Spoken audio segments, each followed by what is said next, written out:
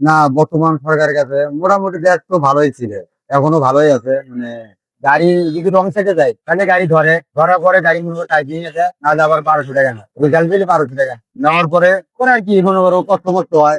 গাড়ি ধরার পরে কষ্ট মষ্ট হয়, পরে আবার ম্যাচ বিল বাকি পরে আবার বাড়িতে টাকা পয়সা ফালা দেওয়া যায় না। গাড়িটা কি ভাড়া নাকি? হ্যাঁ, ভাড়া। কত টাকা? 500 টাকা দেওয়া লাগে। আর মনে করো 12 দিন 10 দিন থাকে, 10-12 দিন বসে থাকি। আবার যদি গাড়ি যদি আবার ফ্রি থাকে গ্যারেজে, আবার গাড়ি দেয় মহাজনে চলাইতে, পরে আবার ফির মনে করো টাকা পয়সা দিয়ে পরে আবার আনা লাগে, আনিয়া মনে করো ঠিকঠাক করা লাগে, ঠিকঠাক করে আবার চলা লাগে।